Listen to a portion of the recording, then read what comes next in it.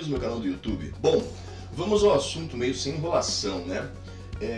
Falar pra vocês que, obviamente, eu gostei da série Cidade Invisível é chover no molhado. Eu já compartilhei vários posts, várias paradas no meu Facebook e tal, exaltando o quanto eu curti a série, de fato. É bem produzida, é bem feita, apesar de ter um vilão bem meia boca, com as motivações que às vezes dão mas na trave aí e tal, tem um roteirinho convincente e de fato talvez a parte mais bacana seja o fato de trazer para os holofotes o nosso folclore de uma forma menos caricata e menos infantilizada, né? Me pediram várias vezes para fazer um vídeo falando sobre a série, né? Uma vez que eu iniciei a minha série sobre folclore, que eu fiz um vídeo sobre a Cuca, o vídeo anterior, se quiser ver, vai lá ver, faz favor. E eu não gravei antes de propósito, porque eu ainda estava muito animado, muito empolgado com a série. E se eu tivesse gravado ali naquele calor da minha recém-descoberta de uma série tão legal, com certeza eu teria seguido por um caminho muito mais apaixonado e muito mais parcial até mesmo, sabe? E isso me faria ignorar e talvez até rechaçar outras questões envolvidas que eu acho que são importantes da gente falar sobre. Bom, eu não acho que eu deva gastar muito tempo de tela exaltando a qualidade da série, que é inegável, né? A gente não tem como negar que é uma série de muito boa qualidade, independente de qualquer coisa.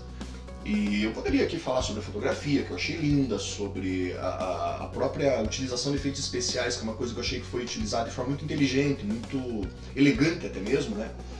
A transformação da Cuca, por exemplo, eu achei que foi uma solução muito bacana e não excessiva, sabe? Aquela coisa dela se transformar mais por meio de sutilezas é muito legal. Eu achei bacana o modo como utilizaram efeitos especiais mais vistosos e mais caros, mais custosos para fazer, mas de uma forma mais parcimoniosa, mais cuidadosa. Tipo no começo da série, com o Curupira, lá no final da série, quando o Curupira aparece de volta e tal. Então acho que foi tudo muito bem equilibrado. Enfim, é uma série que está longe de ser perfeita, mas ela é perfeita pro meu gosto, né? Tecnicamente falando, falta algumas coisas e tal, mas eu não vou ficar me perdendo nesses detalhes. Mas eu acho que tem uma outra questão aí que a gente precisa tocar no assunto, que a gente precisa falar sobre ela de uma forma um pouco mais racional, de uma forma um pouco mais coerente. Apesar de eu estar com o saco bem cheio de polêmicas, sabe?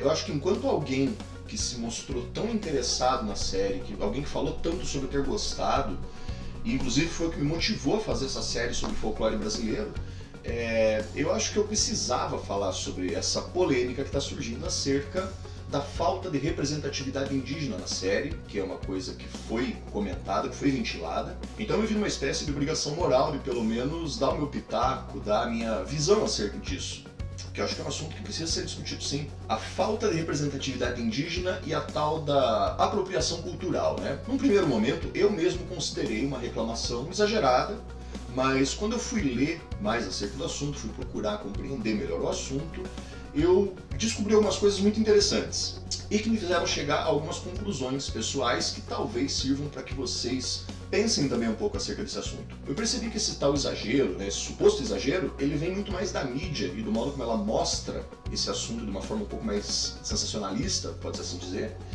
e das pessoas que, com base nisso, acabam reproduzindo um monte de outras coisas de uma forma bastante exagerada também, lançando mão de uma militância, às vezes até bem vazia, com uma intenção muito maior de causar do que qualquer outra coisa, entendeu? E esse exagero vem muito mais daí do que necessariamente daqueles que iniciaram, que fomentaram essa discussão e que são de fato indígenas. A mídia em geral gosta de polêmica, porque polêmica é uma coisa que vende bem. E as pessoas também gostam da polêmica porque gera discussão, gera combatismo, gera bate-boca, né? E as pessoas parece que têm um fetiche com isso, e ao mesmo tempo acaba gerando também engajamento. Não importa qual polêmica ou qual tipo de militância, é uma oportunidade de ganhar esse engajamento, de ter mais visibilidade e acabar adquirindo muito mais coisas em benefício próprio, né? Se aproveitando uma situação como essa. Os apontamentos tanto do jovem ativista indígena Fabrício Titiá e da comunicadora Alice Pataxó, ambos da nação Pataxó, eles são coerentes e não assumem uma postura agressiva, uma postura excessiva, mas principalmente também partem de indígenas. E só isso já seria motivo mais do que suficiente para a gente parar para ouvir, compreender e aceitar o que eles estão dizendo. E sim, eu concordo com eles. Depois de ter lido e buscado me informar, eu concordo. Mas vamos por partes. Nós temos aqui uma série de TV que por algum motivo acabou atraindo os olhares tanto do mundo quanto dos próprios brasileiros para aquilo que a gente convencionou chamar de folclore brasileiro, certo? Resumidamente, a série foi idealizada pelo Carlos Saldanha, né, que muitos de vocês já devem ter ouvido falar, pelo menos quem gosta de cinema e gosta de animação, deve ter ouvido falar. O trabalho dele era majoritariamente com animações. Ele trabalhou em Rio, trabalhou em Robôs, o que mais? Era do Gelo, fez uma das minhas animações favoritas, que é o Toro Ferdinando, e ele resolveu criar a sua história acerca dos nossos mitos folclóricos de acordo com a visão pessoal dele. E procurando me informar um pouco mais sobre a produção da série, eu pude perceber que, como tantas outras produções, ela foi uma tentativa, né? Isso acontece muito hoje em dia, principalmente no meio do streaming. Porque afinal de contas, você tem que produzir alguma coisa, jogar pra galera, né? E torcer para que dê certo, torcer para que tenha visibilidade e que as pessoas gostem. E é o público que especificamente vai julgar em forma de estatística se isso realmente foi bacana o suficiente para ganhar uma segunda temporada, para prosseguir ou não. E atualmente isso é mais forte ainda, principalmente por causa das plataformas, que tem um volume absurdo de produções acontecendo o tempo todo, né? Então é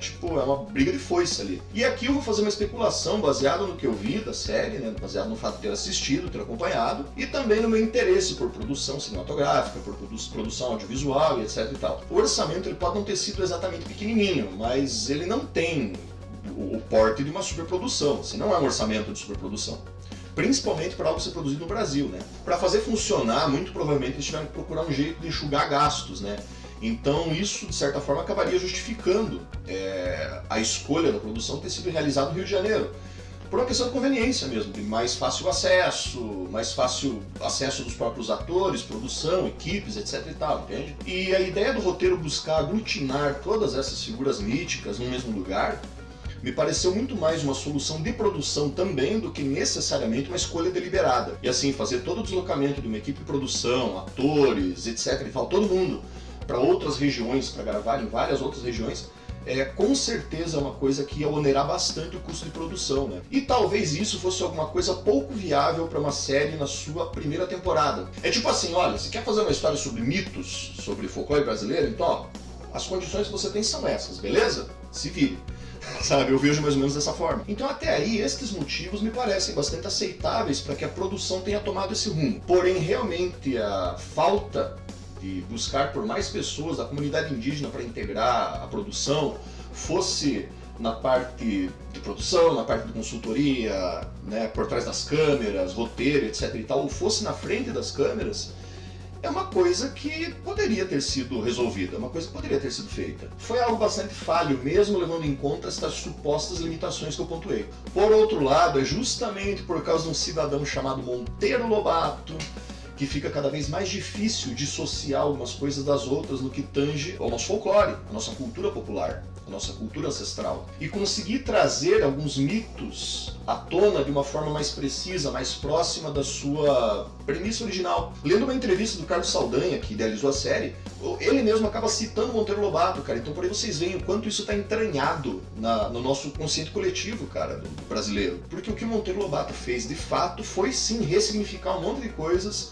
e praticar, sim, a apropriação cultural para poder fazer a sua obra. Aliás, a tal da apropriação cultural é um assunto espinhoso, é um assunto polêmico, mas apesar de ser relativamente complexo, não é uma coisa tão difícil assim de compreender. Eu não vou me alongar muito nisso, mas acho que vale uma explicação bem resumida sobre o termo. Nós não estamos falando aqui de usar turbante ou dread ou algum adereço indígena. Nós estamos falando quando uma cultura hegemônica ressignifica outra cultura que não é hegemônica por meio de distorções dos seus significados em prol de algum tipo de conveniência, seja ela qual for. Eu vou dar um exemplo bem atual para explicar isso para vocês, certo?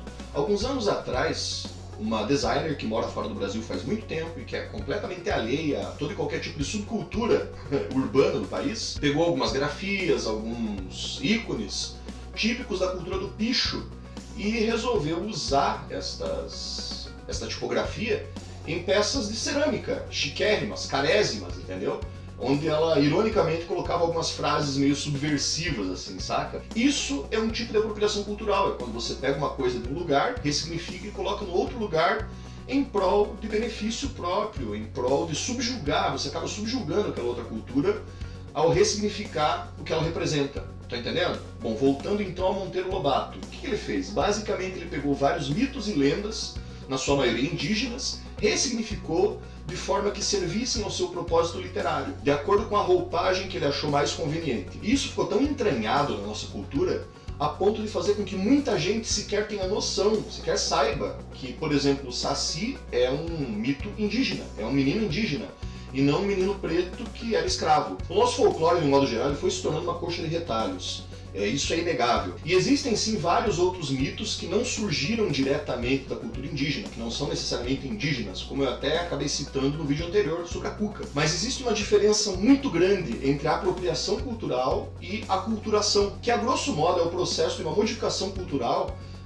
através da adaptação de culturas diferentes ou da fusão de uma, duas, várias culturas e que acabam formando uma outra cultura. Mas isso daria um vídeo inteiro sobre o assunto, que quem sabe um dia eu faço. Eu até fiz um vídeo chamado Afropiração Cultural, se vocês quiserem dar uma olhada, procurem no canal que vocês vão achar, que fala justamente sobre isso. Mas dito isto, voltemos então à questão indígena. Do meu ponto de vista, a gente precisa parar de polemizar errado, sabe? A gente precisa parar de pegar uma militância, um ativismo legítimo e acabar deslegitimando isso daí, distorcendo, sabe? A ponto de gerar antipatia, a ponto de fazer com que as pessoas comecem a rechaçar isso, saca? Isso acaba gerando mais repulsa e segregação do que ajudando. Nesse caso, por exemplo, eu fui ler as threads a respeito do assunto, fui procurar as threads originais justamente para entender o que estava acontecendo. E elas foram criadas especificamente por indígenas, sabe? Foram indígenas que falaram sobre isso. E como eu disse anteriormente, de forma muito coerente. E veja, antes disso, eu só tinha lido esse tipo de coisa, só tinha tido acesso a esse tipo de informação já toda detonada, sabe? Toda espalhada por gente que estava estressadinha, por gente que estava militando errado. Eu só tinha visto, na verdade, um monte de branco, na maioria das vezes bastante alheios à causa indígena, replicando coisas, sabe? Só uma galera causando e querendo biscoito. E isso me irritou e sim, me gerou antipatia. Vocês estão percebendo? Eu acho que a gente precisa aprender a dar voz para as minorias que se manifestam, ao invés de sair, distorcendo o assunto, ao invés de sair, aumentando um ponto em cada conto, sabe como é que é? A gente precisa aprender a compartilhar o que é dito por essas pessoas da fonte mais original possível, do modo como ela está, e deixar que o juízo de valor seja deles. Eles incluam esse juízo de valor. E eu acho que a gente não só pode, como a gente deve ajudar, simpatizar com a causa, apoiar a causa, sabe? Eu acho que isso é muito importante. Porém, sem tomar para nós mesmos um protagonismo que, na maioria das vezes, não nos pertence. Não tomar essas coisas como se fossem nossa propriedade. E veja, antes que apareça alguém com aquele monte de papo rançoso, super ignorante, sabe? Super cheio de reprodução de uma série de coisas que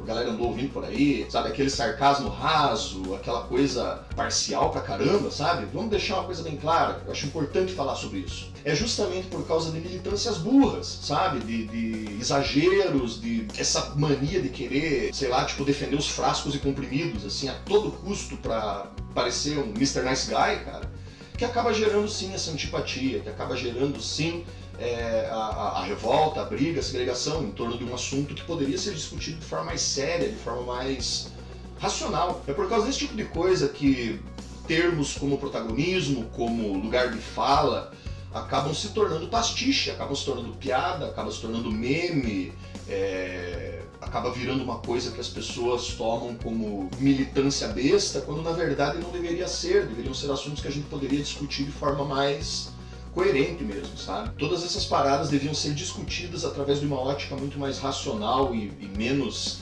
emocionada, sabe? Que nem a galera faz. Esse aqui é um bom exemplo de como que a militância exagerada, egoísta, caótica e mal direcionada funciona. Bom, tem um programa de TV bem popular que tá rolando, sabe? Que tá mostrando muito disso na prática e de forma bastante realista, diga-se de passagem. Bom, galera, então acho que era isso. Eu agradeço por terem visto esse vídeo, espero que vocês tenham gostado, que tenha servido para vocês de alguma forma, que tenha ajudado a pensar numa série de outras coisas, né? E a propósito, fiquem de olho porque eu não parei com a série sobre o folclore, tá? Eu só quis gravar esse vídeo antes porque me veio na cabeça e eu tinha que gravar antes que eu perdesse o foco, né, e tal. Mas vai ter ainda mais vídeos sobre a série de folclore, né, das criaturas folclóricas, então fique de olho aqui no canal que ao longo dessa semana ou da próxima eu estou lançando mais um e eu já tenho roteiro para mais dois, então tá tudo bem organizadinho. Eu só dei uma pausa aí nesses dias porque, para quem não sabe, eu voltei a trabalhar com audiovisual, voltei a trabalhar com edição de vídeo, produção de vídeo e tudo mais, e eu tinha alguns trampos essa semana que estava bem apertado para mim, né. Mas então é isso. Um baita abraço pra vocês, um beijo do tio Eric e até o próximo vídeo. Valeu, falou!